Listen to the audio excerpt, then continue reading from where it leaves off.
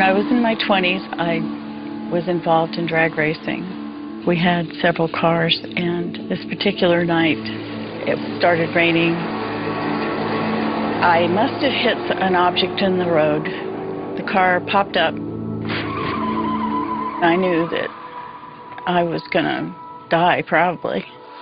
I was going 130 miles an hour directly into a brick wall. I could see the crowd, and they were running. Susan Dayton was having a near-death experience. These events, known as NDEs, are reported by people who were either clinically dead or very close to it. Most claim they retain consciousness during the incident and are able to describe their passage into another realm. Near-death experiences happen equally in women and men, children and adults, people who expect them and people who don't, and people who are religious and people who aren't. In the United States alone, recent studies suggest that 13 million adults claim to have experienced an NDE. With improved resuscitative techniques, it's likely many more have experienced this phenomenon. How could this be explained if the patient is clinically dead? Researchers have found similarities in the accounts of NDEs. That might help answer the question. In the traditional near-death experience, the out-of-body experience as part of an NDE is usually the first part, where a person actually finds themselves rising out of their bodies and usually looking at their bodies from the vantage point of above their bodies. They may see their own resuscitation and be able to describe what's gone on, what people are saying in the room. I left my body, and I watched the entire thing from above. I was interested in it, but I wasn't really attached to the body that was in the car. I watched the impact from that vantage point. I watched the crowd. Many survivors say they revisit their lives through what is known as a life review. At that point, time stopped, and I felt this life review. I could see all the people that have affected my life and that I had affected theirs. And I came to an understanding of why things went the way they did and what I could have done better. How I hurt them.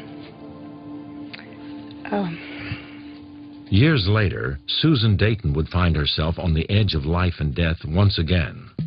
The second time this happened, I had a blood clot, and I went to the hospital. The employees came out and loaded me on a gurney and took me in. And at that point, I came out of my body. I watched them work on me in the room. They tried everything. I must have been floating around the corner. And the portal opened.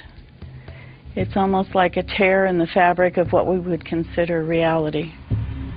Passing through light and meeting with deceased relatives are among the common elements of an NDE. May involve a tunnel, may involve music or sounds that are pleasant. In that darkness, they see light, and they begin to go toward the light. They're drawn toward the light.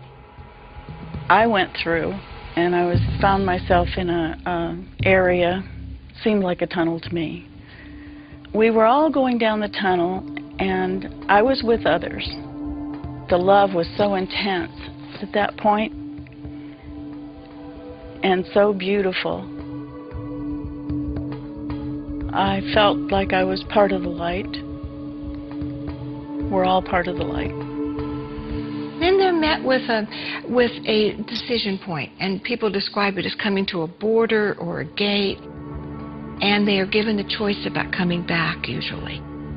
I was coming out into the light at the end, and they allowed me to come back. I wanted to go back because my children were so young. As soon as they make that choice, they are back in their bodies. It moved really fast.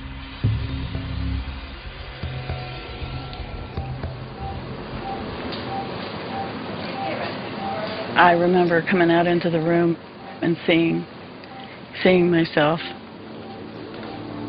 I wasn't even sure it was me. It's a life-changing event, as you might imagine. The pain was so extreme. Terrible pain. They put me on the machines after I came back. I'd been gone, they thought, about 10 minutes. Susan Dayton would survive death once more in the same week. I was on the machines for 3 days, and my husband made the decision that I was not going to ever recover. So they pulled the plug. They had given up. And they put me in this room. I guess I meant to be here, because I made it. Hardly anyone ever comes out of this room. Over the past 30 years, scientists have documented consistently similar accounts from survivors of near-death experiences. The most powerful research to date on near-death experiences has been done by Dr. Pim van Lommel in the Netherlands. He did a 10-year study of cardiac arrest survivors in the hospital setting. He interviewed 344 consecutive survivors of cardiac arrest and found that 12 to 18% of them had a near-death experience. While 1 in 5 cardiac arrest survivors report having had an NDE, the skeptics in the scientific community have explanations of their own. There is quite a bit of research on out-of-body and near-death experiences. It is a form of altered state of consciousness. We don't have a full, complete theory on the neural correlates of consciousness, so it's difficult to explain what an altered state of consciousness might be. But we do have some hints. For example, oxygen deprivation to the brain causes people to have out-of-body and near-death experiences. Certainly, it is true that when a person has a cardiac arrest, it is proven that brain function stops in 10 seconds. So every person with a cardiac arrest has anoxia or lack of oxygen in their brain. There's no doubt about that. Then the question arises is, how come everybody doesn't have a near-death experience? How come only 12 to 18% of people have a near-death experience when every single one of them has no oxygen in their brain? What is impressive to me are the near-death experiences where somebody has a near-death experience and says that they leave the body and go to some other part of the building and come back with some very specific information. The description of a shoe on a ledge or a number on a folder in another room. And these are both documented cases. The intense circumstances of a near-death experience have led many survivors to believe in a soul. Everyone I have met who had a near-death experience felt that they had experienced their soul. A person with a near-death experience never questions the existence of a soul. I feel like we're spiritual beings having a human experience. A near-death experience to me is being in the love and the light and the feeling that you're going home. NDEs, mediums, and past life remembrances all offer intriguing evidence that might prove the survival of consciousness.